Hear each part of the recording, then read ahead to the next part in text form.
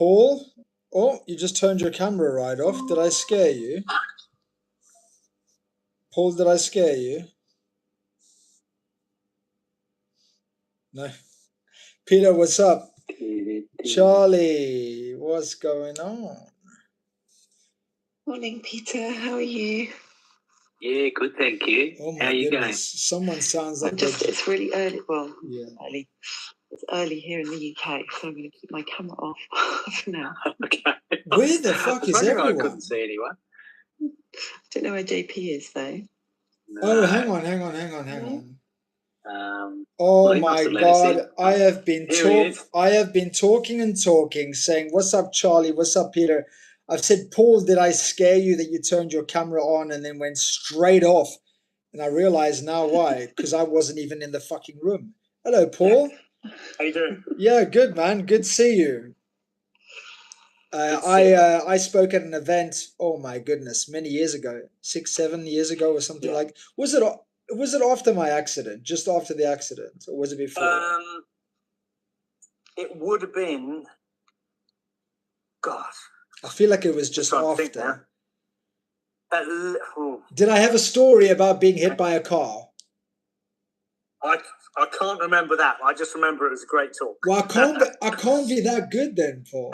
Anyway, Paul, this is my community. If you're more than welcome, let me know and I'll add you to our WhatsApp group. We do these every month on the last day of every month. Peter, Charlie, good to see you. Charlie sounds like she's having a nice, relaxing lie-in on a Saturday. But where the fuck is everyone else?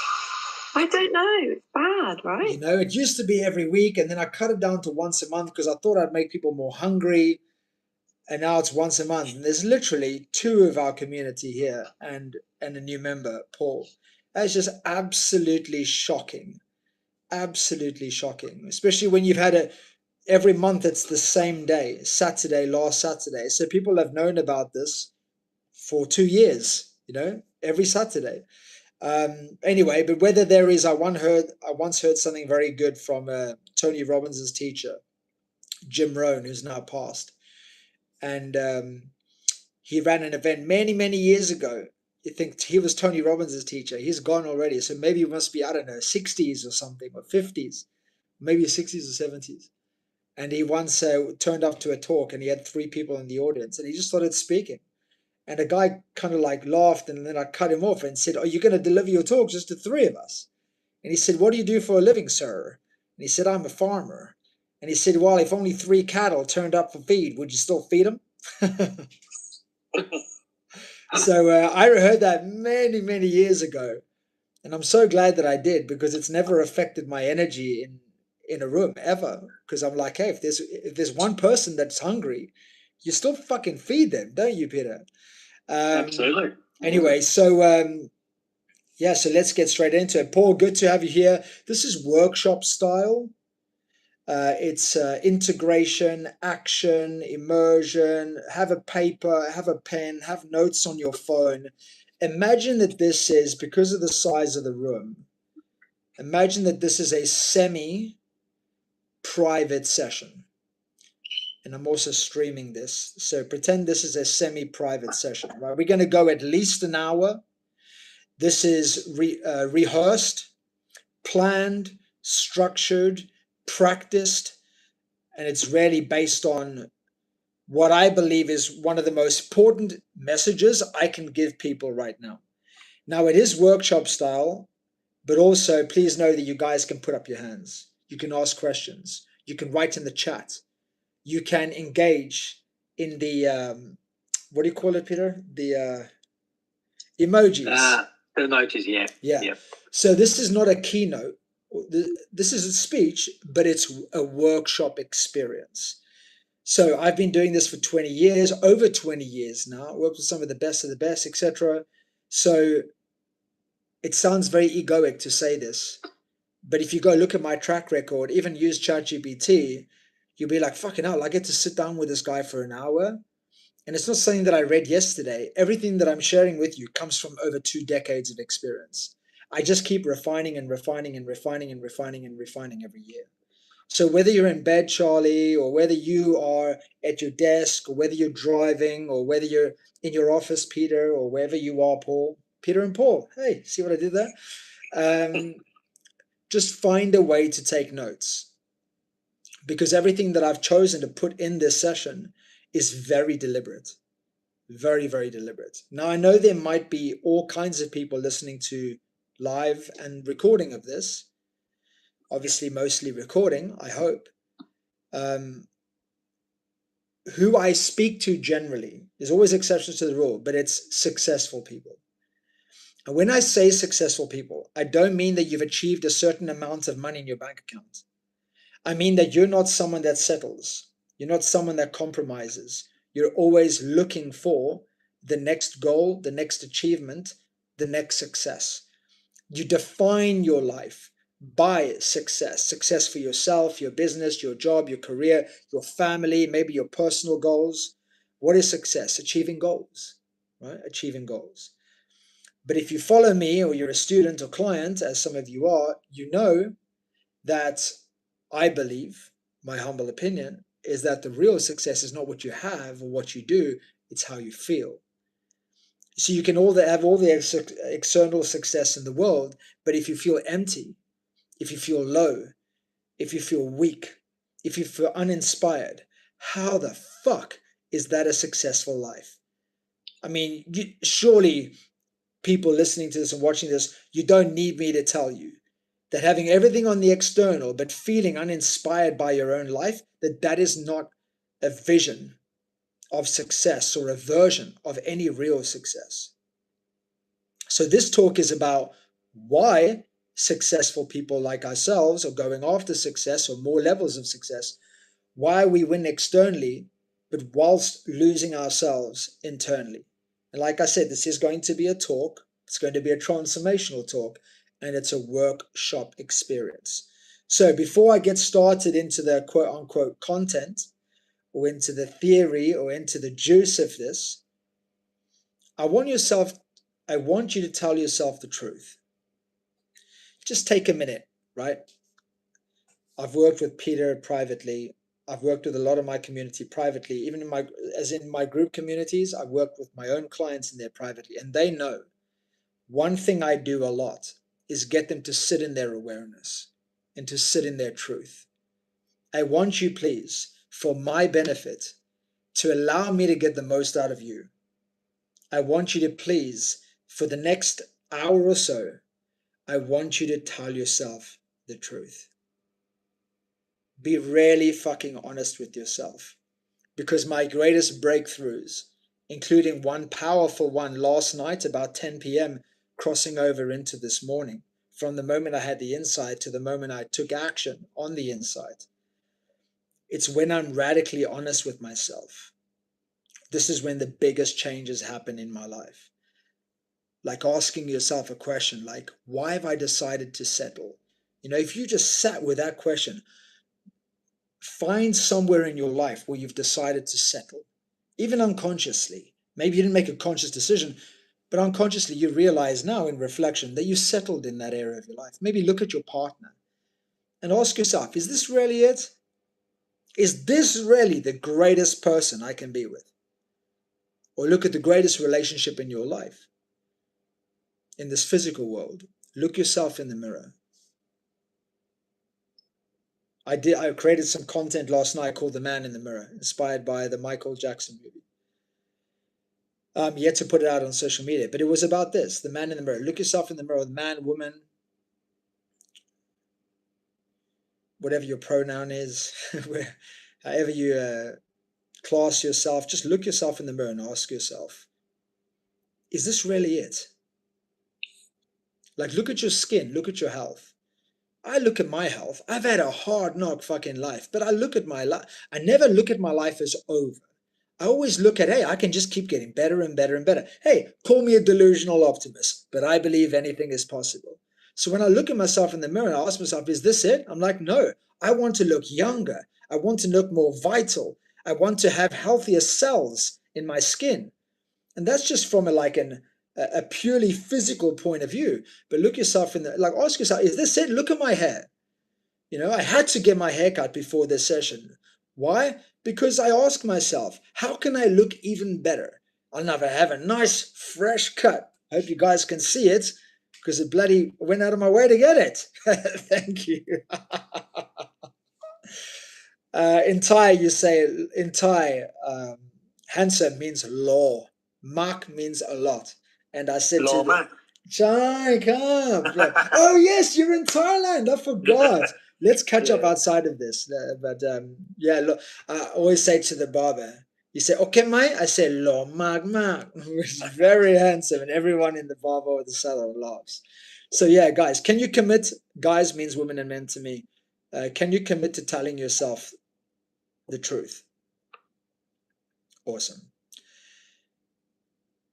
Most successful people, based on the fact that I have been working with these kind of people for 2 decades, from back when I was a personal trainer in the city of London, training and coaching executives and business owners and entrepreneurs, founders, CEOs, CFOs, COOs, all the way up until now, to privately mentoring successful people to get back to reconnecting with themselves, their peace, their purpose, their happiness, their joy, and just taking back what their success cost them.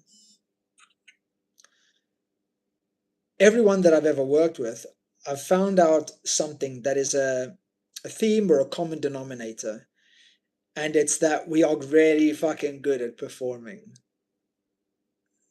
Hey, we perform confidence when we need to. We perform certainty when we want to. Even when it's fake, we can perform it.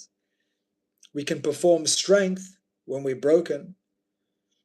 And we perform success in closing deals, in getting promotions, in getting a job, in networking, in pitching ourselves to the opposite sex or the same sex, whatever your preference is. We're pitching and performing all the time. And what I've found in my career is out of these many successful people that are just really good at performing, you have to be. You have to be good at performing. If you let your emotions run the show or your limiting beliefs, like you're fucked. You're never going to be successful. But very few of these people stop long enough to ask, how do I actually feel? Not how does business look? Not how's the bank account? Not how's my Instagram? Not how's my followers? Not how's the validation and praise going? Bank balance at the end of the day? No. How do you feel? Excuse my French if you've never sat with me before. I swear a lot because I'm very passionate. And sometimes I don't know how else to describe my passion other than using the word fuck, for example. But how the fuck do you feel? And once again, you made a commitment to being honest with yourself. How do you feel right now? How do you really feel? How do you actually feel? Honestly, I'm not going to ask you to answer. I want you to ask yourself, how do you feel? Just take a moment to think about that and feel about that. And if that makes you uncomfortable, good. Because that's what happened to me last night. And discomfort is where the truth begins. I just got fucking truth bumps everywhere on my body. Yeah, not goosebumps, truth bumps. Whenever I'm going to steal that. I like that. Truth bumps. Whenever you guys get goosebumps, they are going down my fucking legs right now. Whenever you get goosebumps, trust me on this. I'm going to say this with a lot of impact because this is so important. Your intuition doesn't have another way to speak to you. God, the universe speaking to you and through you, is your intuition, inner teacher. It doesn't have another way to speak to you. It only has feelings, emotions. And how do you learn that, or how do you understand that your feelings and emotions are trying to talk to you? Through physical manifestation. Anger, that's your feelings and emotions talking to you. Excitement, joy, gratitude, feelings and emotions talking to you. But when something resonates with you at a deep level, how it manifests in the body is what's called goosebumps. It's such a stupid name because it's such a powerful thing. I say this playfully, but maybe the powers that, rule the world, maybe they're like, oh, we can't let people know that this is their intuition speaking to them, so we're going to make up a really fucking stupid name and we're going to call it goosebumps. So no one understands their power. But anyway, jokes aside, when you get goosebumps, always, for the rest of your life, pay massive attention to that. And the fact that I just got all down my body, I get on my arms, that's quite normal, but it went all the way down to my legs. Oh my God. That's because what I just said resonates with me so, so much. When you get to discomfort and the end of your comfort zone, that's when you get access to the truth. Whether that's pushing yourself in an ultra marathon, pushing beyond your limit in a tennis game, and everything in your logical mind or your fear mind is telling you go back to the UK, wink, wink, Paul, and you have to start all over again. It's that discomfort that means that you are no longer living in the past, because everything in the past is known and familiar, therefore comfortable. If you want to create a new future, you have to get out of comfortable, out of the known, out of the ordinary, and you have to get into something different. So let's talk about, okay, this is all great, success, but bring yourself back into alignment and bring yourself back to yourself, come home to yourself. But why, JP? What's the cost of not doing that? Well, this is where we start the workshop experience, although I can already see you guys writing. Take out your phone or take out your notes, have your pen ready, and answer this question. What has my success cost me? Or what has the pursuit of success cost me? And here's some examples. You can just, if you resonate with what I'm saying, you can just write the word down, or you can write a question mark around it, or you can come up with your own words based on the context that I'm giving you now. Has your success cost you your health? I know pushing so hard in my life, right? If I turn this on me, and I was writing this down, I know that pushing so hard in my life and working pretty much full time since the age of 10, I know, and I say this playfully, haters can say what they want to say online. I'm quite happy to admit that I'm 44 going on 60, right? I don't look 44 a lot of the time. Sometimes when I have a good night's sleep or a good ice bath or whatever, I look my age. But I'm not someone that looks 5 years. Oh, when people go, wow, you don't look your age. That's never fucking happened to me in my life. Right? Because I've had a hard life. I've worked and worked and worked, and I've also done things like partying and drugs and smoking. I did do recreationally for many years. So yes, my success pushing for many, many years definitely did cost me my health. And does that mean that we abandon ourselves now? Like, oh, woe's me. No, it means you have awareness that your health has suffered, so you make a fucking decision to take your health back. And that's what I've been doing for the last decade. More. Every year, just try and get a little bit more healthy. I don't drink, I don't smoke, I don't party, I don't go out, I don't socialize around, I don't go to bars at all. I don't have any vices. And I'm so fucking proud of myself because I lived in vices every weekend since the age of, 14 until maybe early 30s. It's because of doing this work. How do I reconnect to myself? How do I reconnect to my health? As it costs you your energy. How many people do you know that are massively successful, but they are exhausted all the time? You know how many businessmen, as in like women and men, just business people, I've sat with, that when you leave them alone for 5 seconds, they're asleep at the table because they're so exhausted? Or when you get home, it's absolutely impossible to be with your kids because you just don't have the energy. And then you take it out on your kids when it's not their fucking fault that you don't have energy to play with them. You should have an abundance of energy when you get home. Oh, but I can't because I work. Why do you work? Oh, for my family. Well, that doesn't make sense, does it? I work for my family, but then at the end of the day, I don't have the energy for my family, which is the priority, which I'm supporting through my work. That is stupid.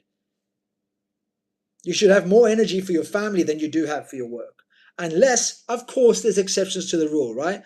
Unless you're under fire. You're in the arena and you need to get shit done, right? There's always a difference between short term and long term. We're talking a long-term game here, long game plan. Has your success cost you your peace? This is a big one for me. For the people that I work with, this is a big one. Most of my clients, they come to me privately to get mentored by me. They're successful, but it's cost them their peace. They just don't feel at peace anymore. They don't feel happy anymore.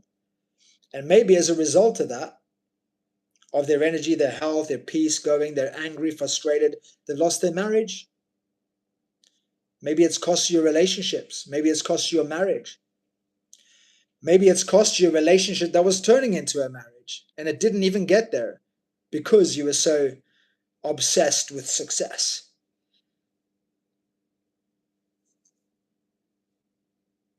Has it cost you presence? I believe that the greatest richness, the greatest joy, the greatest wealth in life is the ability to absorb everything you can from each and every moment of your life. And if you're with your kids but on your phone, you're not successful. You're delusional, and there's a difference.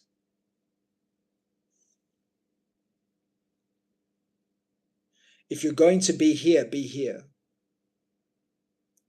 If you commit to going to watching a video or a workshop or a mentoring session with myself or anyone else, and you can't even, you're like, oh, I'm going to commit to myself, but then 50% of you is on your phone or on social media, yeah, your success has cost you your presence because you don't even know how to be in one place. And what good is a Ferrari or a Lamborghini if you don't know how to be inside it? Because even when you're driving it, you're thinking about numbers and fears and doubts. That's not a rich life. I've had too many people come to me in my life, and when on the outside you think, oh my God, they have everything. And then they tell me in private, in confidence, that, oh, they thought of chucking it all in. They've thought of taking their own life. And on the outside you think, what? Because success without presence is a very, very empty life. And the worst part about it, like you know from my talk the other day, Peter, is this is the worst kind of prison to be in because no one else can see it.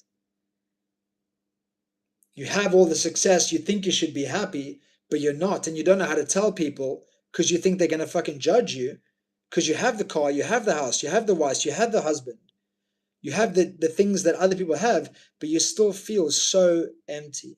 And then because you feel so empty and you think I shouldn't be this way, why am I this way? And then you end up losing sleep. So another thing that your success can cost you is sleep. It can cost you your happiness. One of my friends is a multimillionaire, but I'm not friends with him for that reason. I'm friends because he's a multimillionaire, driven, successful, but he prioritizes his happiness. And when I first met him and he invited me on a private plane many years ago to go skiing in France, I said, you know what I like about you? I said, you're equally successful as you are happy. I said, that's very rare. And he said, honestly, I believe that if you're not happy, you're not successful. He goes, I have millions, but I know people with more millions and I know people with billions. And he said, quote, I wouldn't swap my life with them for all the tea in China because they're fucking miserable. Just because someone is successful on the outside, it doesn't mean that they're happy. But I can guarantee you, someone that's truthfully, honestly, authentically happy, it doesn't matter what they have on the outside, they feel very successful. And if you've ever been at that place in your life where you are right now, where you feel truly, deeply happy, there's no one that can convince you that you're not successful because you just have so much joy and gratitude. So success can also obviously cost you your body. You know, without judgment, I'm on everyone's side here that's watching and listening to this. But look yourself in the mirror and ask yourself, has my success cost me my physique? If you could have dreamed of a physique, would you have chosen the one that you have now? That's an honest conversation to have. And there's a responsible decision to make there. Has your success cost you joy? Have you worked so hard on making a living that you forgot to make... You forgot? That's not right. What's the right England? You've forgotten. Yeah. You forgot to make a life. Yeah, or you've forgotten to make a life. Yeah, I don't speak very good English sometimes. I've been telling that joke for over 10 years. It usually gets more laughs than that. Maybe that's because it's on a stage in front of loads of people and they feel like they have to laugh. Has it cost you? Oh my God, this one hits home for me so hard. Has your success cost you your purpose? Why do you believe you're actually here? Let me tell you, from when I was a young boy, I knew that I wanted to be an athlete and inspire people through sport. My first ever hero, the late great president of South Africa, Sir Nelson Mandela, he told me through his content, call it that, speeches, that when I was a teenager, that sport has the ability to change the world. It has the ability to impact lives and kids' lives like nothing else does. I locked onto that when I was a kid. And I was like, that's why I'm so inspired by athletes. Because of that. Because sport has the ability to inspire people and to impact people. That's why sport makes us all come together. How many people have you watched sport with? Or you've watched sport sometimes where you're not even really into the sport, but because it's the World Cup or something, you're like, yeah! And then what do you always say? When the team wins, what do you always say? We won. We won, even though you had fucking nothing to do with it. Yeah. You had absolutely no say or contribution towards it, because sport brings people together. And I've always been an athlete in heart, in mind, in spirit, and also in practice. But in practice, on and off, on and off, on and off, on and off, through my teens, through my 20s, through my 30s, and almost the first half of my 40s. Why? Because what took priority over that was always success. And I've been undoing that over the last few years. And now I'm in a position now where I have no excuse. Like my whole life now, as of tomorrow, because of this partnership that I've been invited into. Peter, you obviously know about that. Now my entire life revolves around my sport, which is insane. Like, I'm a partner of a business that owns this boxing stadium. Like, that's crazy. Sorry, you didn't see it. There you go. Bangla Boxing Stadium. And I get to apply everything that I've ever learned, ever studied, etc., into this insane opportunity. Yeah, has it cost you? Has going after success or your success cost you your purpose? Purpose as in, why do you believe you're here? And it could be, it doesn't mean you have to want to inspire lives through sport and unify the world, or it could just be that I want to travel. But working so hard has got in the way of my travel. It could be that your purpose is deep down, because we're all being honest with ourselves here, that the thing you really truly want to do is you want to be the greatest role model to your kids. Well, has your success got in the way of that? And ultimately, these are all expressions of yourself.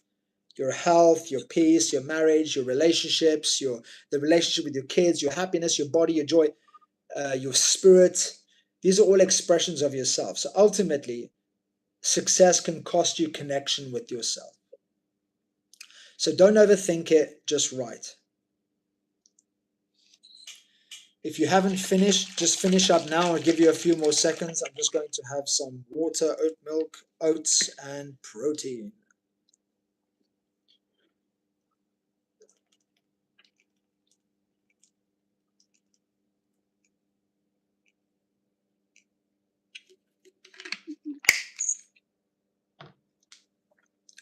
Okay, now another question.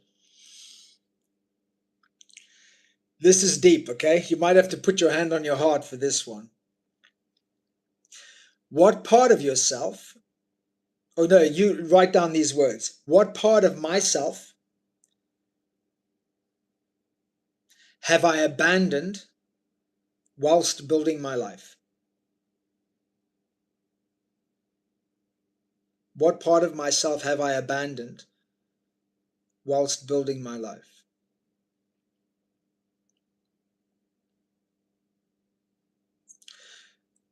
Most people never ask themselves these questions. Right? What does my success cost me? When someone comes to work with me privately, a business owner, founder, and I'm like, what do you think your success has cost you? 90% of the time, they always go, because they're successful, right? They want to answer the question like bang, and they go, and they realize they can't answer it, and they go, whew, that's a good question. And then I always follow it up with a joke, and I say, that's why I get paid the big bucks. Just to break the ice a little bit, because it is a very serious, deep question. But what does my success cost me, and what part of myself have I abandoned whilst building my life? I'll give you an example, right? I grew up a jester. I was super silly, comedy every day, in my house, standing around the corner, about to go wah to my sister or my mother, or everyone would be in the living room having a really chill time, and I would just run in and go, and they'd be like, you fucking nutter. My mom would just say, you are an absolute nutter. And then in my early 20s, when I got into coaching through personal training in the gym, I was still this same guy. And I developed a nickname in a gym in London called Gymbox, Tigger.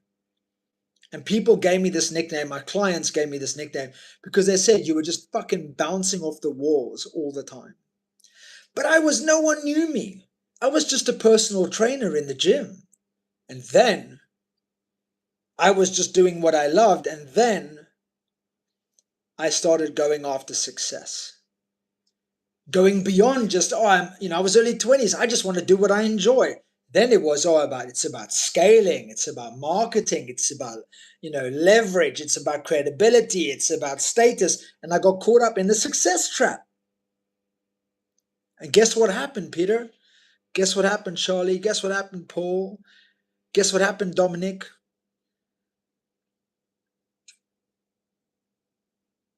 I realized that there was no one like me. So I became like them. And that part of me slowly died. And I'd like to think that I still had good energy, because a lot of people say we work with you because of your energy. Just being around you is transformational. Like, I say this confidently but playfully, that, you spend too much time with me, your life will fucking change, because I'm just not an excuses kind of person. I'm not a low energy kind of person. But that silliness disappeared.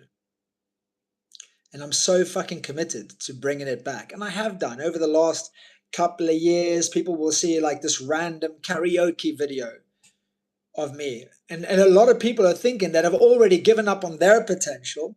They're already in their own success trap where they can't be, most professional people cannot be silly because of fear.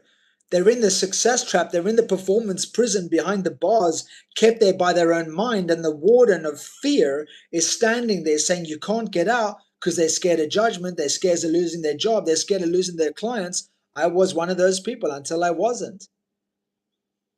Until I said, fuck you, I'm going to tattoo my eyes. You know what? That's a great disqualifier, man. Just by tattooing your face, all the fake people in your life just leave. And you end up with real people. People that see you beyond the surface. Oh, that's the only people I want in my life. If it means that I can get rid of all those shitty people, I only need to tattoo my eyes, let's fucking do it. Let's book it in. I wouldn't recommend it to anyone else. I live a very unconventional, very untraditional life. I've created and curated my life to be free, to be able to be free. But yeah, that was very, very important for me to remove those fake people from my life. So anyway, that's the person I'm bringing back because I realize I abandoned him. So who have you abandoned while you've been building your life?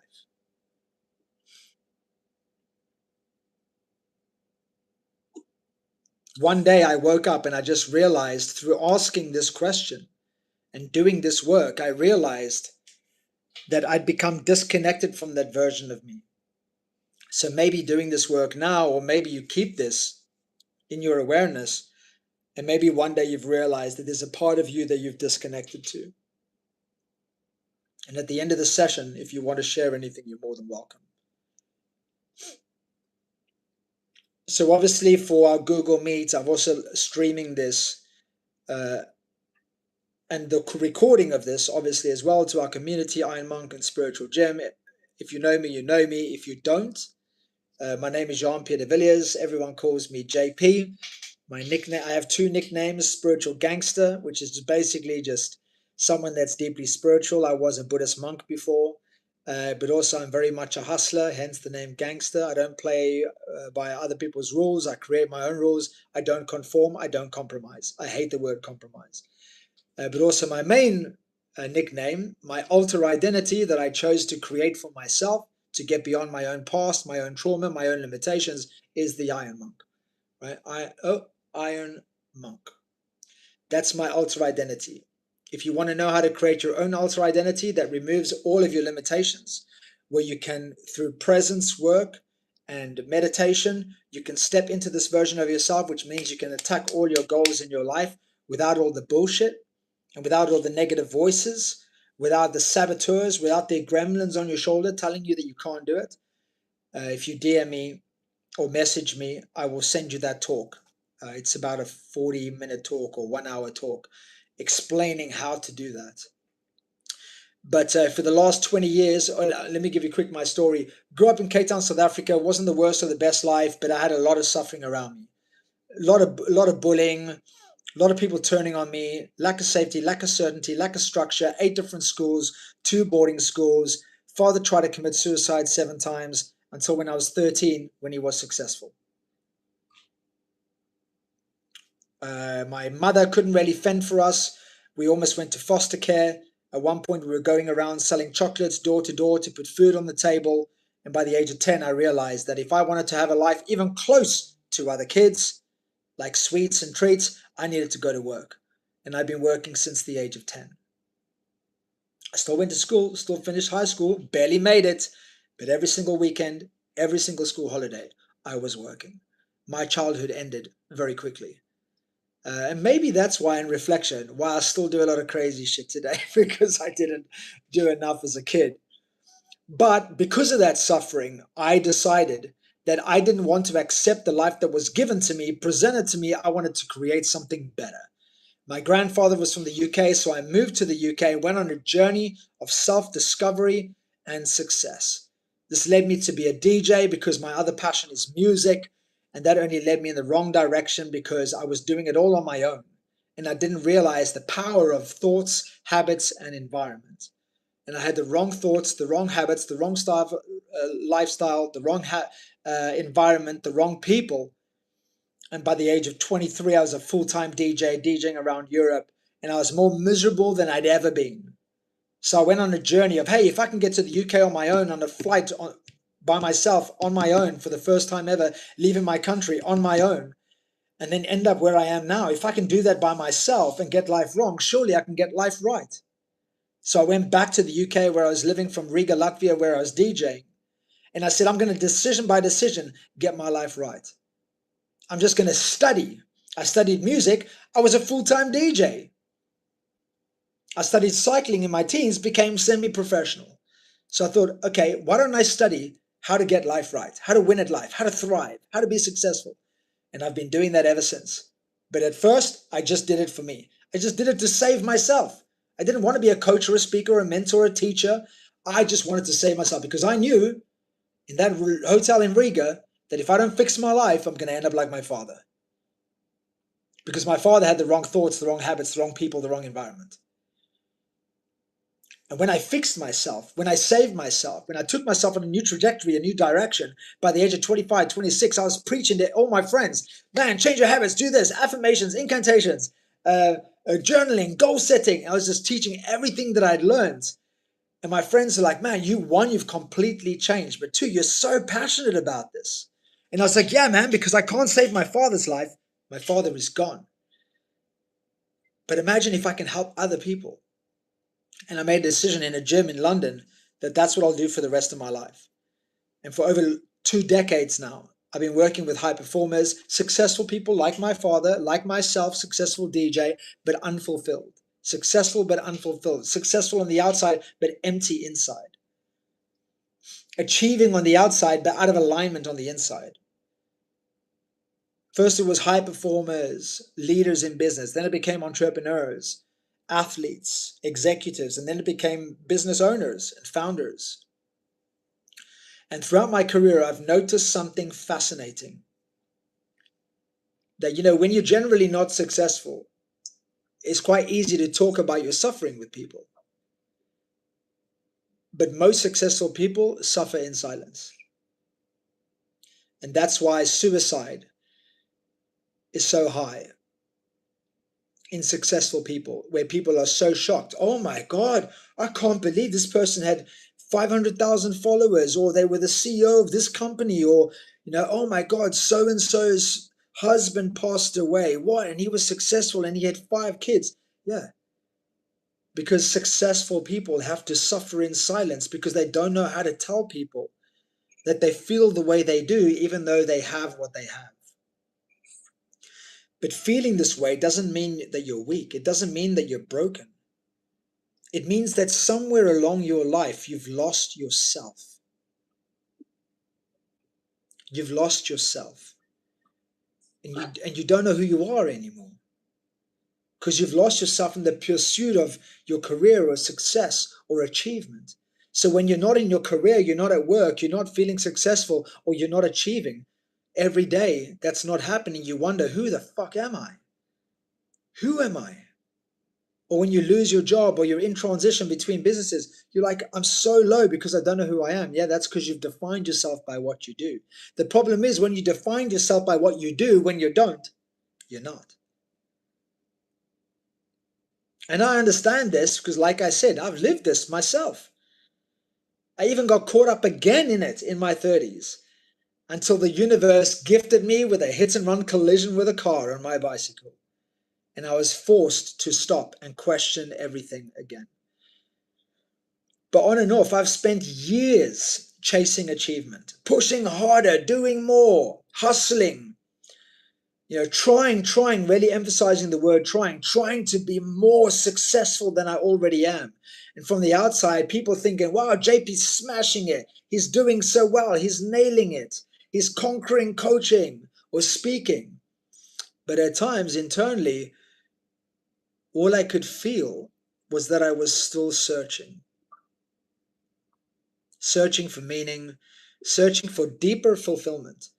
And ultimately, like I told you before, what we're all looking for, searching for peace. Deep down, I was searching for peace. And I was successful, but I didn't feel peaceful. I felt like, so if you don't feel peaceful, how do you feel good about yourself? How do you get your daily dose of dopamine, oxytocin, serotonin, endorphins? Keep achieving!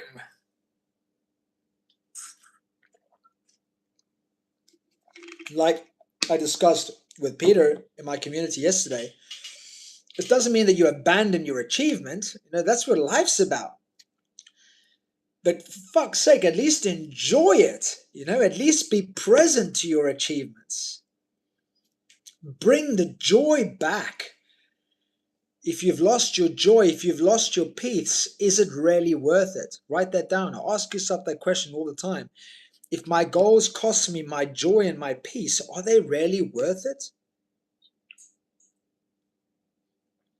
Something that really hit me in my life was, my father took his life. And after that, really for the rest of my life, everything that the world says matters or is important, it never mattered to me or was important. not as much as people say it should be.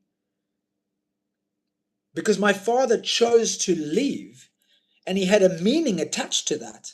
So I don't want to discover that or study that. So I went the opposite route, and I said, well, what does it actually mean to be alive? What is the meaning of life? What makes life meaningful? Write that down, whatever your answer is. What actually makes life meaningful? Charlie, you taking notes?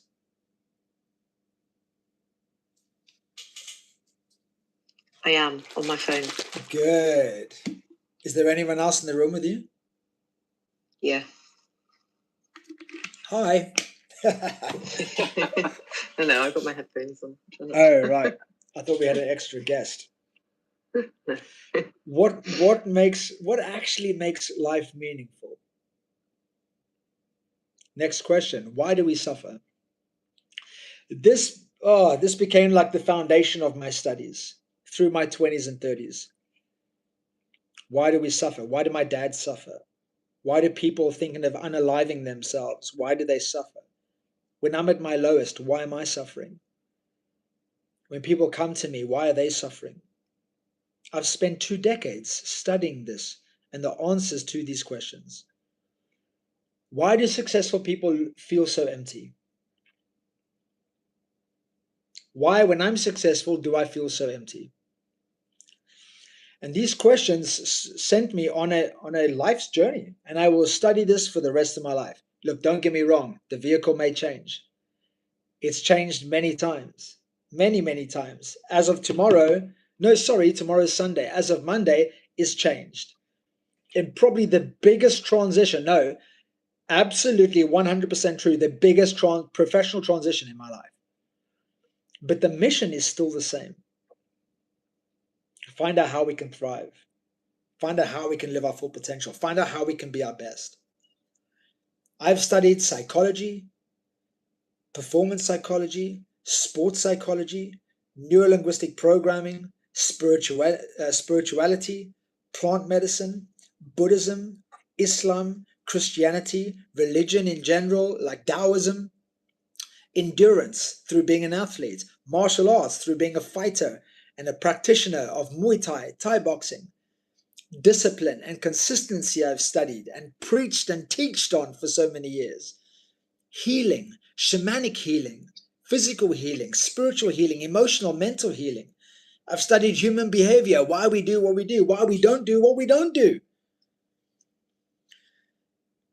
I've spent so much time studying, coaching, and mentoring. I'll see you now, Peter. I'll come to you now. And after these decades of experience and these decades of coaching people and mentoring the people that I have, I've realized something profound. Only just recently have I been able to put it into these words, and this is why I created this talk. I've realized that what people are missing, I know what they want: peace, happiness, joy, fulfillment, purpose, presence, energy. But only just recently did I realize the thing they're missing is reconnection. Reconnection to themselves. And that has been the most rewarding journey of my life. Peter, go for it. Thanks, JP. I hope I can ask this midway. Absolutely. You guys can all ask questions, even here. Okay. Yeah.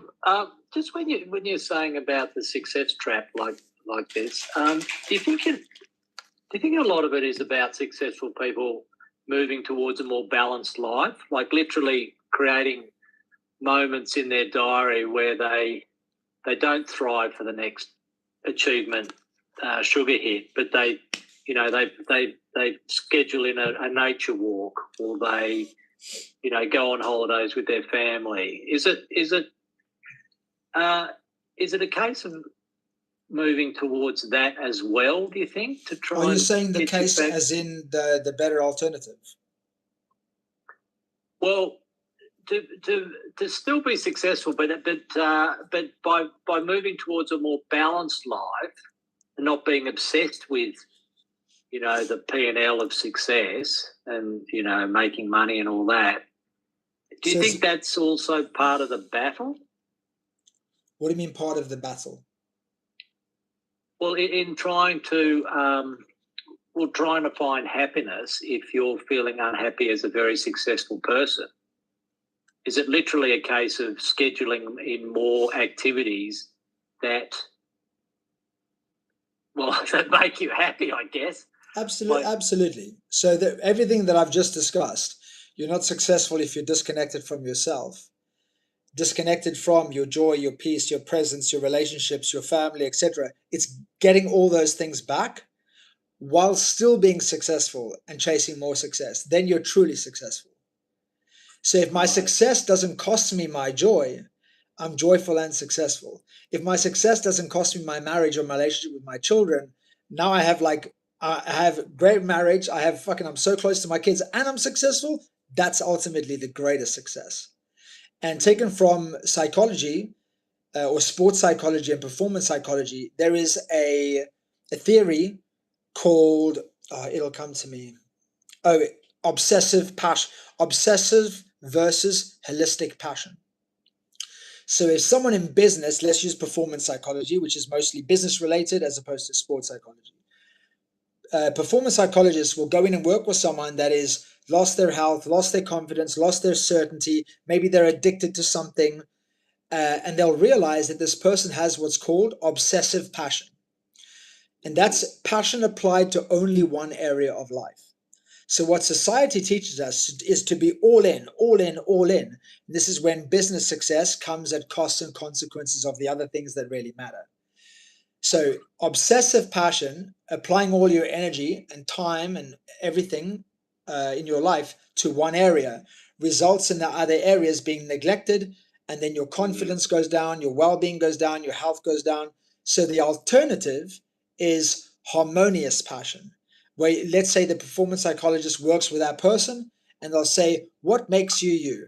What matters to you? All questions that you're familiar with from working with me. What are your highest values? At the end of your life, what would you most proud of? And let's say they choose 5 different areas, like your 5 highest values. It's then to create goals in alignment with those 5 values, or 5 areas of your life where your business is only one. So now, because your happiness and peace and fulfillment is determined by 5, 6, 7, 8 areas of your life, when one doesn't go so well, you don't label it your identity. You come home happy, peaceful, and you're like, fuck, work sucks at the moment. Yeah, that's brilliant. Yeah, and then when you do that, when you have the first thing we do in our work, as you know, is align your life to your values. And if you're showing up in all of your highest values and one area goes south, your relationship doesn't work out anymore, and I know obviously you've got plans for the future for that. You're like, oh, it sucks, but I've still got all these other amazing things happening in my life. And that then, when it comes to the relationship or your business, that gives you more energy to deal with challenges in that area, because you're not like, oh, I'm losing myself in this person or this deal going south because now I'm losing my identity and I don't know who I am. Yeah, so that's what we're getting to basically, is how to reconnect. That's where we're going with this session, how to reconnect to yourself. But great question. You always ask great questions. Well, JP, harmonious passion, that's it. That's the phrase, isn't it? Because business people get so obsessed with the sheer focus of business, often other things fall aside. So that's great. Thank you. Nat and I were going to live between Dubai and Thailand. Last time we were in Dubai, every time I caught up with a client or a prospect and signed them up as a client, generally speaking, there are exceptions, but generally speaking, I'd say, hey, how are you? And I come from Thailand, right? And it was always the same. Oh, things are really hectic right now. Oh, it's really full on. And I said to Nat, I don't want to come live in this energy. Like everyone in Thailand, you ask, how are you? Sabai. Everything's good. Oh, and if you're stressed, just fucking go to the bar and have a beer, chill out. Like people generally are just happier. Why? Why are they happier in Thailand? Paul, you want to guess? Peter, you want to guess? Great question. Everything about the culture, the people. Exactly. It permeates they feel every aspect of the life. Exactly. That's why people are happier in Asia. Because they feel successful in friendships. They have success in cultural experiences. They have success in physical experiences. You live in hot weather. You have nice beaches, depending on where you are. And people around you are generally happier. So you have more success in your relationships and in your social circles. Whereas in Dubai, if you look at obsessive passion, obviously there's, once again, I love Dubai. It's my second home, or it was my second home until I came to this conclusion last year. And now I will say for the first time publicly ever, it's a place I love to go, but it's no longer my second home. But where would you say, based on your own level of awareness, everyone listening to this, watching this live and recorded, where would you say there is, what do you think there is more of in Dubai? Harmonious passion or obsessive passion? Obsessive passion. Why? Because everyone's after what in Dubai? Well, more of the material. Absolutely. Everyone wants to be successful. Now, that's great if you want to be successful. Dubai is the #1 place to be in the world. But my clients, the second country that they come from is Dubai. Because their successes come with costs and consequences. Until I help them realize what real success is. They reconnect to themselves, to their fitness, and they do meditation and things they never did before. They go for runs now. They don't work so many hours, etc. And then they're like, I don't need you anymore, JB. I'm like, yes. Because now you're going after real success, not fake success. And feeling empty, rather than feeling empty, you feel fulfilled. That's my job. I just want to make myself redundant. Because there's a lot of people in the world, 8 billion people. I don't need to work with the same people all the time. Like, make myself redundant. Or you make me redundant. How do you do that? Go fucking live your life. Go live your life and just be happy, man. Like, because you're going to die. You're going to die. But yeah, people get disconnected from their bodies, their emotions, their families, their children, their wives, their husbands, their purpose, their presence, their joy, their truth. They get disconnected from their authentic selves. They know. They're going through every day and they know that they are a facade. Or they're putting up a facade. Or they're putting on masks. If you're watching or listening to this and you put up a mask in your life, and you have to put up maybe one for your work, one for your family, one for your kids, one for your friends, you know you're not happy. Like you don't need me to tell you. If you have to put up masks, you are not happy and at peace. You're a version of happy, but you're not there.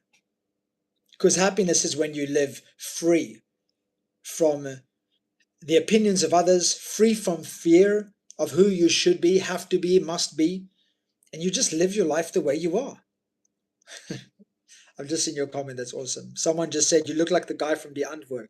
I don't know if you guys know the band, The Antwoord. Very famous South African band, a guy covered in tattoos. And he talked like this. Afrikaner. Anyway.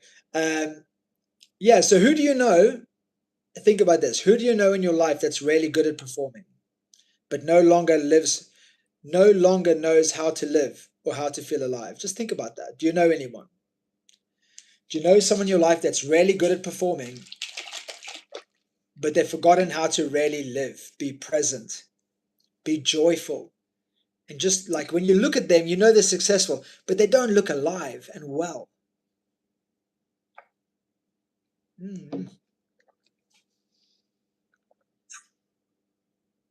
Why? Why do you think they're trapped in their own success trap? And maybe you're the person. Is it fear? Because generally speaking, the work that I do, it's fear that keeps you stuck. But I'm sure everyone here knows people that perform and that don't feel truly alive anymore. And what's one of the reasons why collectively we do this? Because society rewards this. Society rewards hustle. Society rewards overworking. You have to work harder and harder and harder, achieve, be all in. No, some, motivational videos. I love motivational videos, but some motivational videos are like, no days off. Once again, everything must be taken with context. There's short-term game and there's long-term game. I believe in that when it's short-term game. Living your life like there's no days off, Jesus, that's not a life I want to live. Sometimes I just want to be with my kids and do absolutely nothing. And you know what? That's when I feel wealthiest. I said to either one of my clients or one of my coaching communities, maybe 2 weeks ago, I said, when I feel the wealthiest? When I look at my daughter and I stare at her. And she can be talking to my partner, she can be talking to her stepbrother. I see you, Charlie. But I don't even need her to look at me. Just to observe her and her features and see how much she's grown and to see her little mannerisms and her personality. This is when I feel on my daughter's life, God's word on my life, this is when I feel like the wealthiest man in the world. And then I got blessed with that again with a stepson. And I look at my stepson who's been in my life for almost 2 years.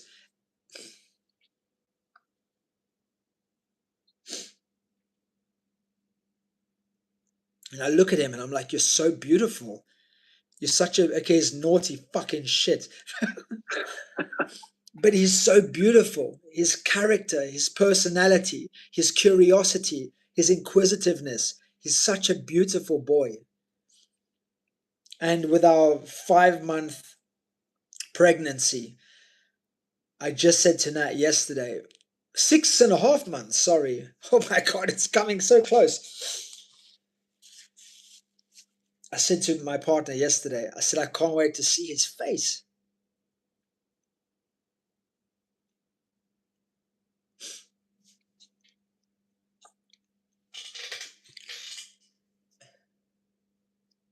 I feel so fucking lucky.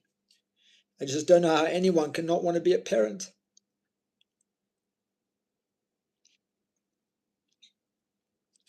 To have 3 faces that I can look to is just... No private jet I've flown in, no luxury yacht I've been in, no first class cabin on Emirates that I've been in, no Breitling watch that I used to have that was so fucking heavy, it was like a weight around my wrist, or the Versace clothes that I've worn. None of that has ever come close.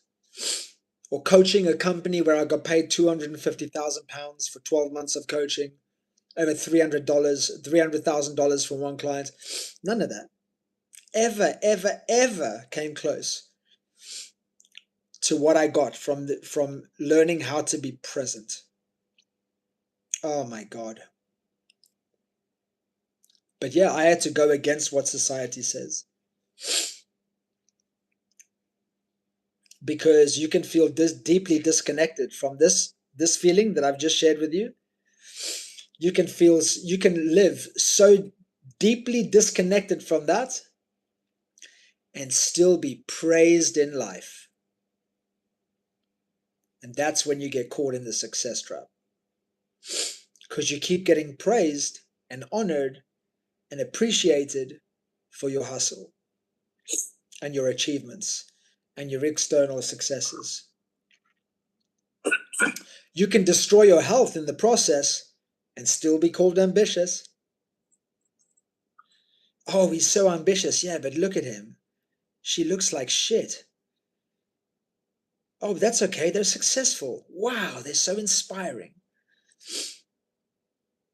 Oh, look at me.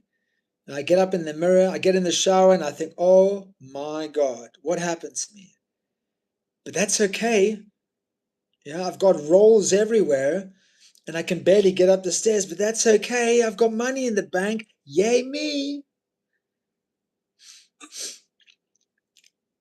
You can let go of your peace and still be called successful. But eventually, the fucking check arrives. Eventually, the bill arrives. And sometimes it's too late. Charlie, speaking of too late, I hope I didn't keep you too long. I just needed to finish that little thing. No, I was just I was trying to react rather than put my hand up. But no, I think that whole sort of performance piece, and then that gets like exacerbated by social media because everyone's constantly trying to portray how great their life is and how wonderful it is, and it's like this filtered view that everyone buys into, that everyone else is having this amazing, great time, and like you see it at like concerts, and like people aren't in the moment because they're getting their phone out or their photos for it's because society rewards that, right? And we shun vulnerability. You know, we might be inspired by it personally, but we're like, oh, I can't do that, no fucking way. You know, and you know, Charlie, you've known me now a while, and I like to be very honest. You know, the more honest and vulnerable I've been, the more people have turned away from me in my life. Why? Not because they don't like me, because it makes them fucking uncomfortable. They don't know how to be comfortable around that level of truth and vulnerability. And I know some people judge me for my honesty, but I don't care. I'm not living their life. I'm trying to get back home to myself. And I can't do that chasing someone else's version of success. And we know that most people aren't even successful. They look it, but they don't feel it. There's a very big difference. Looking successful and feeling successful are not the same thing. Like Charlie just touched on, social media. I know just the other day, someone told me that their child has a social media following. And in the same conversation, they said, oh, their child tried to commit suicide. How many teenagers, young adults have followings and then take their own? I want to be careful of what I say because I don't want to get blocked on when I share this or on live. Will unalive themselves. How many young adults or teenagers unalive themselves that you think, oh my God, I would have never known that. They're dancing and singing and this. And I mean, we look at adults. Forgive me, who's the comedian? Famous comedian. Hung himself. Robin Williams. Robin Williams. One of the most loved men in the entire world. Why? Because he made people all around the world laugh. His whole life was dedicated to one thing, making people laugh. And he hung himself. Now, there's a little bit of, to give a bit of context around that, apparently he was ill and it was making him unhappy. But hey, he still hung himself. He still chose to end it. I better stop saying that. I've said it too much on this thing because I want this to go up on YouTube afterwards. You guys enjoying this, by the way? Amazing. Yeah, so eventually, look, you can do this. You can go be successful, go be driven, go be ambitious. But, you know, eventually your peace is going to go. Eventually your family are going to go. Eventually your happiness is going to go. And then your health is going to go. When your health is gone, you're fucked. Doesn't matter how successful you are. Doesn't matter what your bank balance is. Doesn't matter what's in your pockets. You won't care. You know, they say when you're healthy, you have 1,000 problems. When you don't have your health, you only have one. When you don't have your health, the only thing you care about is getting healthy. So why wait for it to be gone to try and get it back? Why not prioritize your health? Physical health, mental health, emotional health, spiritual health. And if you're honest, if you are mentally, physically, emotionally, spiritually healthy, how successful would you feel? Very. Because you feel great every day. Isn't that the point of success? To feel great? Enjoy yourself, enjoy your life. Okay, so I want you to imagine yourself 10 years from now.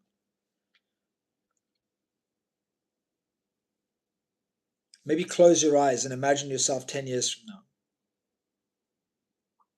If nothing changes, what will your life be like 10 years from now?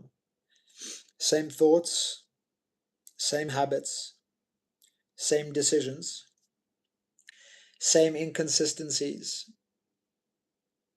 same moments where you break your word to yourself, same self-neglect, same emotional patterns,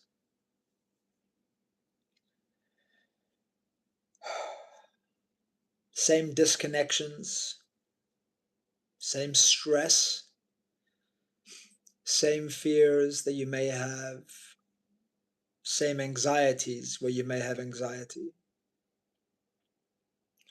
Imagine your life 10 years from now, if all of this stays the same. What will your life look like? Who will be in your life? How will it feel? And then I want you to open your eyes and I want you to write down, if I continue living exactly like this, what will it cost me? Emotionally, physically, spiritually, mentally, and relationally. If I continue to live exactly the way I am, what will it cost me? Emotionally, spiritually, mentally, and physically, and relationally. Just write that down. This is to you, for you to do in your own time.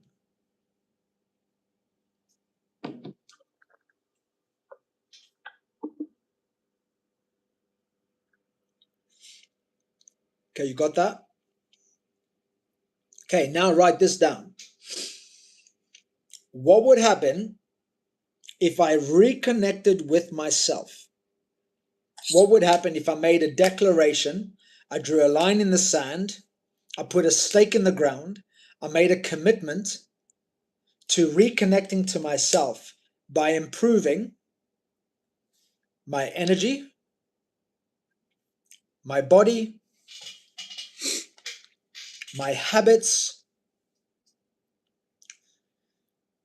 my environment, body, energy, habits, environment. What would change?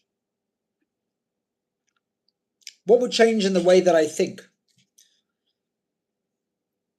if I reconnected to myself? My body, my energy, my habits, my environment.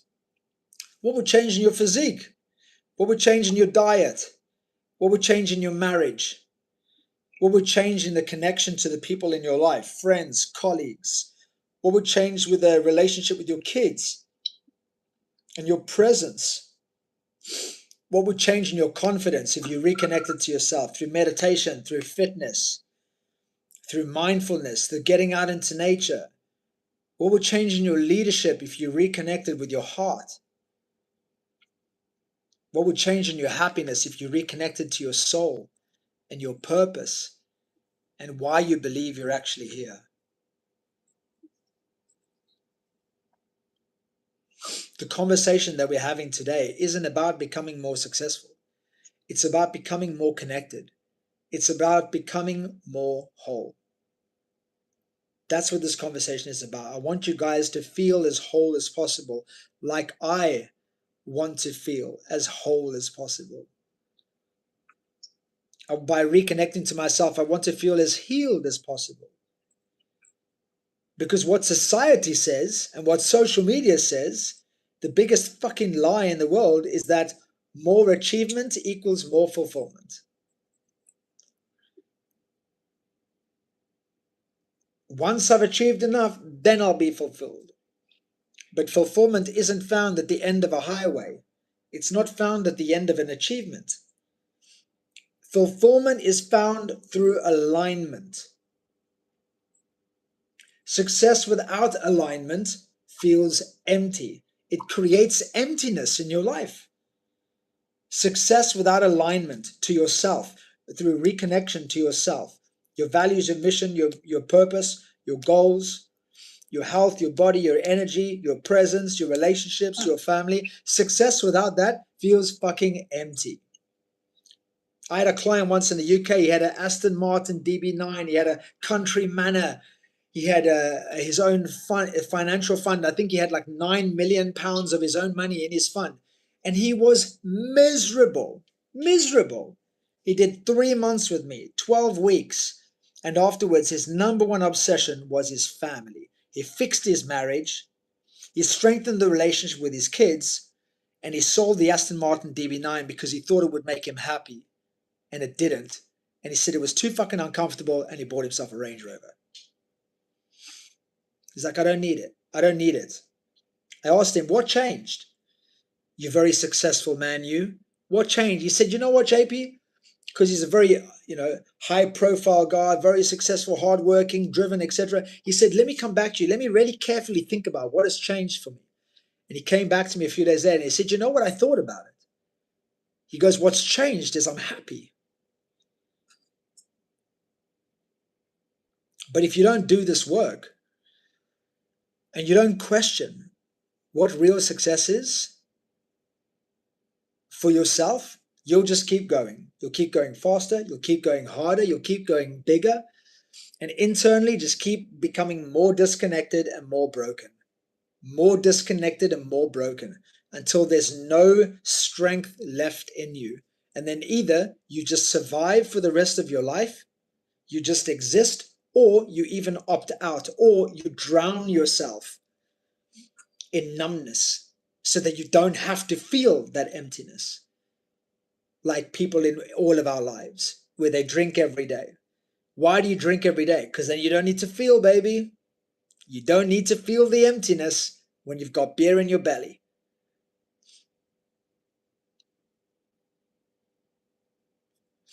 So I want you to write this down. 2 things.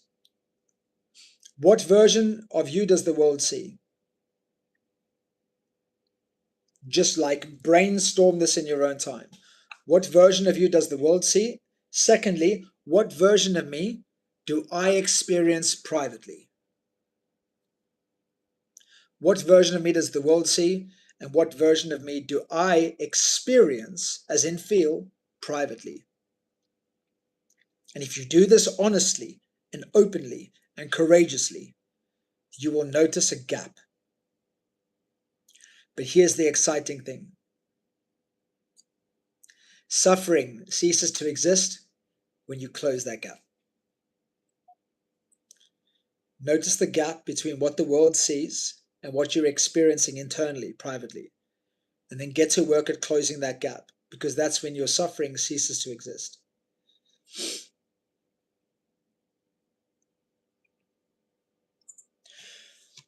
One thing I've learned about high performers over my 2 decades and more,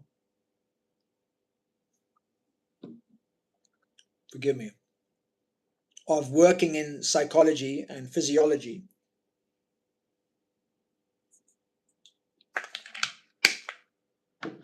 is that psychology is physical. I just told you guys about truth bumps, right? When something resonates with you, it goes from the mind to the body.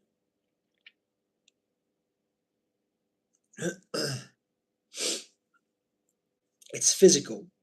The body is affected by your emotions, but your posture creates your confidence. Your energy is affected by the way you lead yourself, but your energy also affects how you lead others.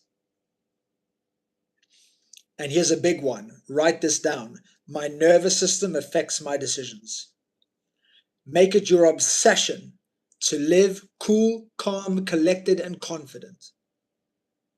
At an energetic level, make it your obsession to live cool, calm, collected, and confident, because your nervous system affects your decisions. Many people are trying to get to peace through thoughts. Oh, let me just think peace. No, peace is physical. But you need to do the work to get to the place of peace, because peace comes from where? Lack of stress in the mind. You can't think peace. You have to think not stress. If you have stress, you cannot live in peace. So you can't be in night and day at the same time. It's either daytime or nighttime, or you're crossing over from one to the other. So if you want to go from stress to peace, you have to do the work to move from stress to peace. And this is why movement matters. This is why fitness matters, running matters, breath work matters, recovery, yoga, stretching matters. This is why I run my retreats, because for 7 days, I have people moving, doing workouts, moving, taking them into new environments. By coming here to Thailand for 7 days, like my next one's in November, They already are in movement. They're moving themselves from stress to peace, from pressure to peace, from outer success to inner success. And then I just keep them in movement for 7 days. Breath work, sound healing, yoga, walk, hike, island trip. I just keep them in movement all the time in a new environment, a place where they cannot separate the body and the mind. It's just the body and the mind is together through this immersive transformational environment. And this is why immersive transformational environments, whether my retreat that I've ran for over 10 years in Thailand or going to a Tony Robbins event, this is why they're so powerful, because the body and the mind are connected together. You know, you can sit and watch videos all day. You can watch these videos all day, but that's not enough. You need to be challenged. You need community. You need movement. You need nature. You need brotherhood or sisterhood or community. You need honest conversations. You need uncomfortable activities. You need moments of reflection and time to be still.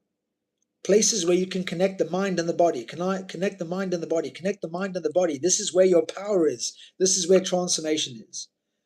And it's one of the reasons why I run my retreats. And why I've ran retreats for many years in Thailand, in Dubai, in the UK, in South Africa. Because changing your environment and changing the activities in that environment can change your whole fucking identity. It can change your whole life. I've seen it happen again and again. It's a shame Charlie's left. That was bad timing, because Charlie came back off my retreat last year. Maybe last year, April, I think she came. I run them April and November every year. And she was like, it completely changed me. So thanks, Charlie, for disappearing, because that could have been perfect timing. Maybe she'll come back. Did she write anything in the comments that why she was leaving? I didn't see anything.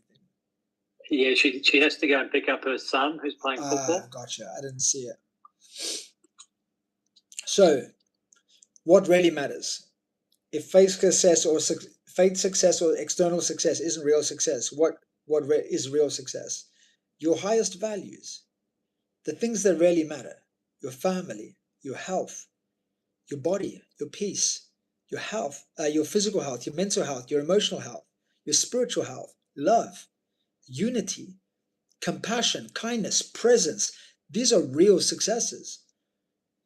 But our calendars say otherwise. Right? Do you have that booked in your calendar? How many people have family, health, workouts, maybe, moments to practice love, moments to practice presence? No, we don't have that shit in our diary. No wonder it's not a priority. Because basically, shit in your diary, if you're a business person, or you're a successful person, or going after success, your diary runs your life. So why not put in your diary the things that really fucking matter?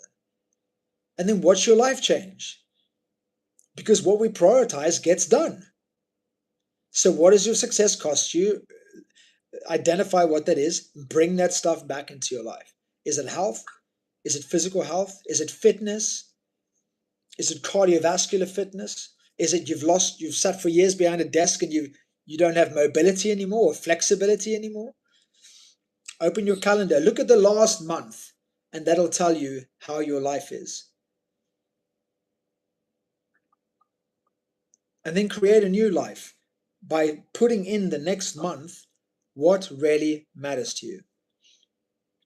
Look at your last month in your diary or your calendar and ask yourself, be honest with myself. I can't hide from my fucking diary. What was important to me? There's the last 30 days of my life. There's everything that's in my diary. What mattered to me? What's in your diary is what matters to you. But you can change your diary entries. You can change your calendar entries. That's up to you. It's my job to give you access to this awareness. It's your job to choose yourself. It's your job to choose your peace. It's your job to choose your happiness. Write this down. What would my life look like if I actually lived in alignment with what matters most to me? What would my life look like if I actually lived in alignment with what matters to me? Or with what matters to me the most? Or what most matters to me? However, I don't know the right way to say it. What would my life look like if I actually lived in alignment with what matters to me most? Don't ask yourself, how do I become more successful? Or how do I become more impressive? a guiding question in my life has been, how do I live more aligned? How do I live more authentically? How do I live more in flow? How do I live more peacefully? The guiding question in my life, not question, sorry, guiding statement, I guess, that I formed February last year. No, 2 years ago. So 2 years and 3 months ago was a statement, a guiding statement was, if it costs me my peace, it's not worth it. And I just started to remove everything from my life, including I opened a cafe on the #1 fitness street in the world where I run my retreats, because I thought, hey, my ego will love to say to everyone on the fitness mecca of the world that I have a cafe here. But I hated it. I hated being at the cafe every day. My highest value is freedom. Now I'm sitting there, good morning, good afternoon, and like training staff and bollocking staff or reprimanding staff, and then doing cash flow and like stock take. And I was like, what are you doing, JP? This is not your life. And I was a monk for a short time before that. And I went to my teacher monks. They came to visit me in Phuket, stayed at my house. And they always ask me, what have you got for us? And they said, what matters? The Lungpi Michael, which is Venerable Michael, he said, what matters to you most this year, 2024? I said, peace. And he said, okay, well, if that's what matters to you most, ask yourself the question, what gets in the way of my peace? And that's where I came to the conclusion, the clarity that the cafe was in the way of my peace. Next day, I closed my cafe down, shut the doors, gave all the signage away, everything. It was like, I'm done. It's not worth it. And I never looked back. Okay, it only cost me about $40,000 to set up. Like, it wasn't like hundreds of thousands. And I had it for 2 years. It was a lot of fun. So what's that? If you work that out per month, it's not a lot of money. And of course, I'm not even factoring the fact that we made money every month. So probably, I don't know, let's say I ran at a slight little loss. Over 2 years, I had a cafe in one of my favorite places in the world, and maybe I lost 10,000 or 20,000. It was worth it. It was worth it, 100% worth it. But until it wasn't. So stop asking yourself how you can be more successful, how you can be more impressive to others. Ask yourself, how can I live more aligned with me? Or how can I live more aligned with what really matters to me? Because success isn't just about money. Yes, success is about money. I'm not a spiritual yogi woo-woo person that says, that's anti-money. I fucking love money. I don't have enough of it. I could always use more. I'd like to build schools. I'd like to every day be... I'm the kind of person where if I see someone suffering, I want to take their suffering away immediately. That's why I put these tattoos on my face. It says Karuna Warrior. Karuna stands for compassion. Fighting for compassion. I'm the kind of person where if I see someone giving roses or selling roses, or an old man on a bicycle. Yesterday I saw this old man on a bicycle, and I wish I could just click my fingers and put him on a brand new motorbike. Like, you can't do that with Namaste, right? You need money for that. But success isn't just money. Yeah, people say money can't buy happiness. Yes, it fucking can. Because if I bought that old man, 80-year-old man on a bicycle, if I bought him a motorbike, 100% he would be happy. We just opened a business. But if we could have opened it 4 times bigger as a full spa as opposed to a beauty salon, would it make us happier? Absolutely. Absolutely. Real success is also happiness, peace, clarity, presence with your family, presence with your kids, presence with yourself, purpose, living in joy, living in silliness, playfulness, living with connection, real connection, without expectation, not conditional love, real fucking love. That's success, real love, where you don't expect anything from the person. You just are so grateful to be in their presence. And real success is truth. You know that you are living the real version of yourself, and you've given up on the idea or the lie that you have to be someone else to be successful. When you are freed yourself to be who you really are, that is the greatest success. The greatest success in the world is to be who you really are. To wake up and feel excited about your life. To be fully present with the people that matter to you, and to have a strong body, a peaceful mind, and a courageous spirit. Real success is not needing validation from anything or anyone, because you already internally feel fucking, what's the word I just used? Validated. You don't need external validation because you already feel self-validated.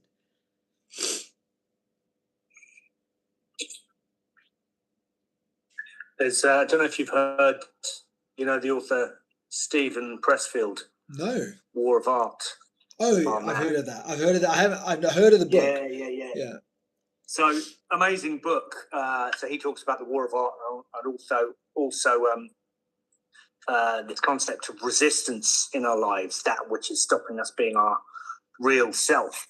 But he talks about this concept of a psychological salary. That's priceless, because if you're on the wrong path, the inner voice, so that part of, like, because he was unsuccessful for most of his life until he got to his 50s, and then the success started happening. But he said for years and years and years of all these failed book attempts and failed this and failed that, he was like, I didn't care because I was on the path.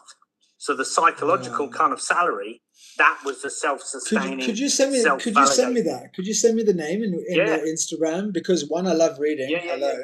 But you know, that was a big thing for me, Paul. Like moving to Thailand, I'm in my 40s now, but really, I took a massive, courageous / idiotic move, and I completely chose to reset my life. And I'll be honest. Sometimes the fear comes in and goes, "What the fuck have you done?" You know, so I love the stories of like people making it in their 50s and their 60s and their 40s. I was actually just journaling on that this morning. But yeah, I've heard of the book before and I've never read it or listened to it. So I'd love to. Thank you so much. He's great to listen to. He's got a really good voice for audiobooks. Perfect. I love audiobooks. So there you go. Okay. Yeah, I'll DM you that. Thank you so much. So yeah, next chapter, guys. Next chapter. Let's move forward now. What does your next chapter look like? What does your next chapter look like in reconnection? What does your next chapter look like in truth, in health, in fitness, in happiness, in joy? What does your next chapter look like in fulfillment, in presence? What does your next chapter look like in courage, what I just mentioned? Or stupidity? What is the other word I said? Not courage. I said, anyway, being courageous and being like taking risks. What does your next chapter look like in having more peace and alignment in your life? What does your next chapter look like in becoming yourself again? What does your next chapter look like in coming home to yourself? And then that's the vision, right? That's very, very important. With my clients, I always help them work on the vision, but then you need to go do the fucking work.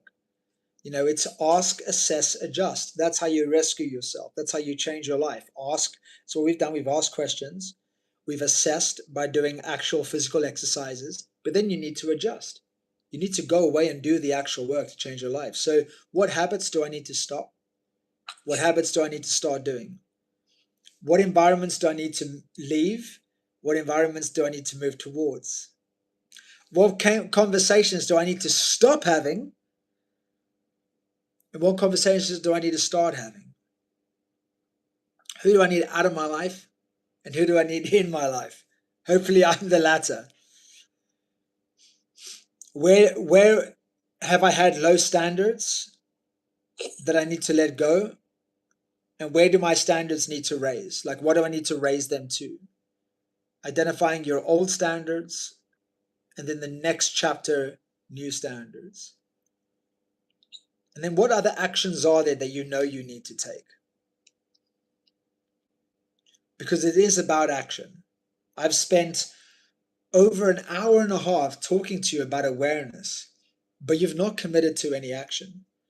And awareness without action is useless and has no value. Clarity without action changes fuck all, nothing.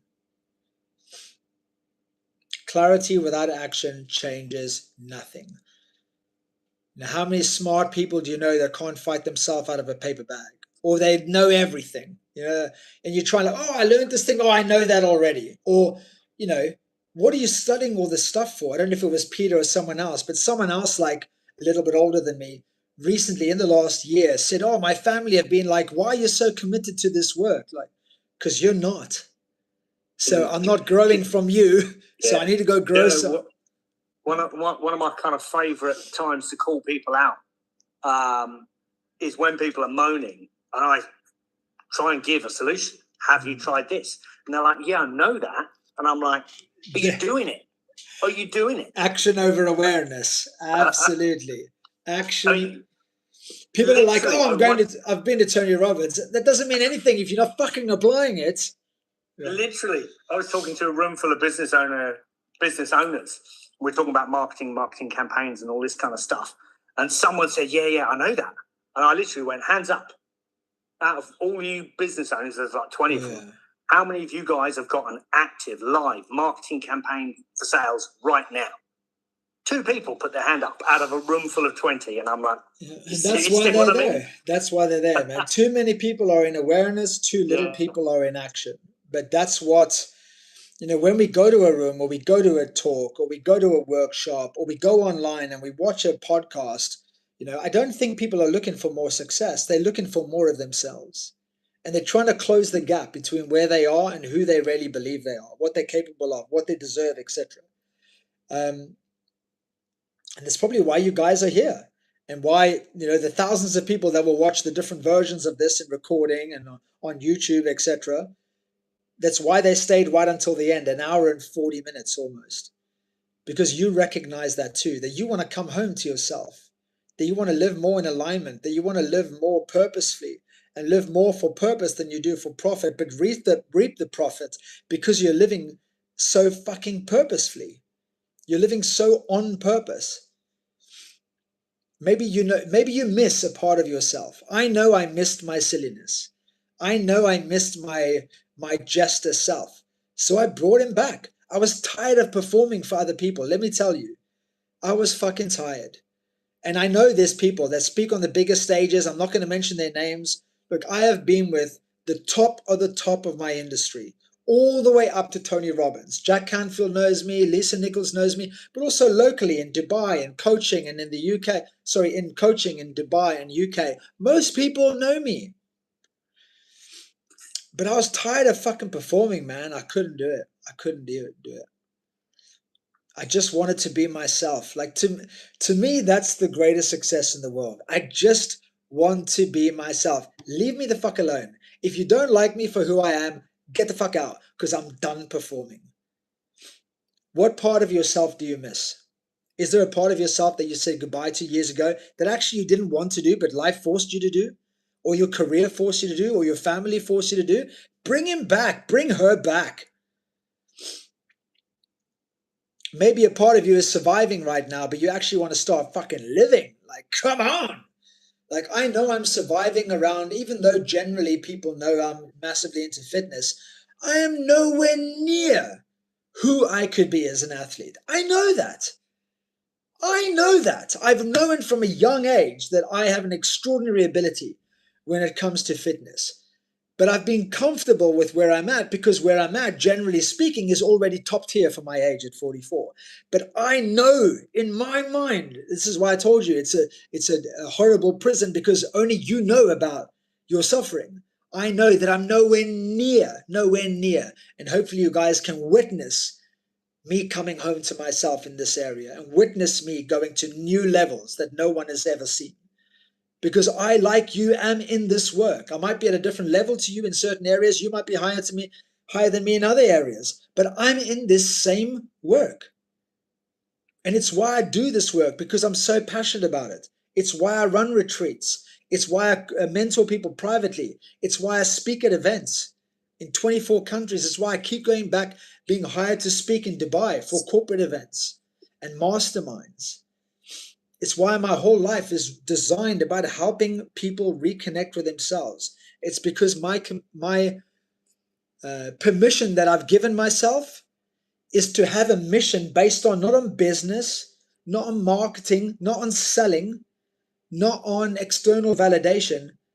My mission is simply helping successful people come back alive, helping successful people reconnect to themselves. And when someone says to me, like a client messaged me the other day, he goes, man, moment by moment, I'm using my own words, paraphrasing, I'm stopping to, what's the word I'm looking for? I'm stopping to measure my success on my sales, and I'm starting to become more present. And then he just wrote the words, thank you. That to me is one of the greatest successes for me, that when I help people come home to themselves. And I know this stuff works, but once again, I can give you access to this stuff. I've made it my life's work to give you access to this stuff. But it's your job to choose yourself. And to be honest with you, when it comes to one of my communities, Spiritual Gym, I'm shocked by the attendance today. And I don't owe anyone.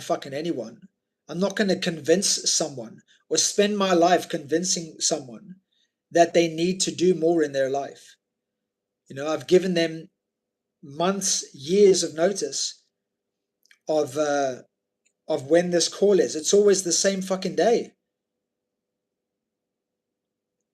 So it's up to them to choose themselves. Will I do this session again? Absolutely fucking not. Because I've got better things to do in my life. I have a community that show up in WhatsApp. They show up every week. My Iron Monk community. And I'm not judging anyone. Everyone is doing their own work. They're at their own level. But you've got to protect your energy. You've got to protect your peace. Is pursuing success of a community worth it if it costs you your own peace? No, I've just been talking about that for the last hour. Well, me rehearsing for hours to deliver a talk and having not enough people turn up, whereas other people would bite my fucking hand off to come and speak for a fee. You know, that causes me to ask, assess, and adjust. But yeah, the vehicle may change, the group call may change, the way I work with people may change, but my vision is always the same. My mission is always the same, reconnection. I just want to help people reconnect to themselves. And if you choose to not do it in a retreat or work with me privately, keep fucking watching me. That's what I'll say. Because that's what my life is about. It's about not being perfect. It's about making progress. It's not about looking perfect. It's about being honest. It's about being honest. And that's what I try to be in my life. I try to be honest with you guys as much as I hate that word. I do my best to be honest with you guys. So if anything in today's session has resonated with you, don't ignore it. If anything from this almost 2 hours has resonated with you, don't ignore it. Take action. Because life doesn't reward your awareness. It doesn't reward learning. It rewards anyone? Action. There you go. Life rewards you when you tell yourself the truth and when you take action on that truth. Right, guys, I didn't know I was going to go this over. I meant to be at the gym for fight training in 15 minutes. So I'm going to love and lead you. The recording will be available. There's a vertical version available. Or what's this vertical version? No, portrait. There's a portrait version will be available on YouTube whenever it uploads. But I also will share the this version. Actually, I forgot to pin myself. So there you go. Right, I told you, not fucking perfect.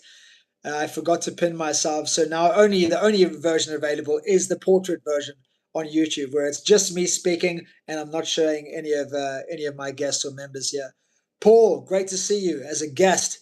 Great to see you. Thank you so much. Amazing. You're so welcome, man. Let's connect since you're in Thailand. I'm always up for making new connections. This is my home for the rest of my life now. Convinced. And I'm glad that you're going to be making a home soon as well. What part of Thailand? So I'm in Bun Kan at the moment, but I'm where is that? Northeast on the border with Laos. Oh wow, that's very interesting. Never been anywhere close to there, but wild. I mean, there's not much up here. I'm kind of scoping out places because I've got a travel company. We do wildlife and adventure tours and retreats and stuff. We go looking for snakes. There's a lot of snakes up here. So. Oh my God. I try and avoid. We have very different lives. I try and avoid the snakes in Phuket. Some of the parts of anyway. Let me finish. We'll finish this conversation elsewhere. But yeah, some of the snakes in Thailand are crazy. Peter, good to see you. Everyone in Spiritual Gym, glad that you have been here watching this. Ian Monk, I hope that you guys enjoyed this. My private clients, I hope you enjoyed this because I'm fucking sharing this with everyone because I'm sure that you'll agree. In the world that we live in today, this is a very important conversation to have. So I appreciate you guys being here. I wish you a truly successful life from today, more so than it's ever been. And remember, it's not about achievement, it's about alignment. Peace. Thanks, JP. Cheers. Bye-bye.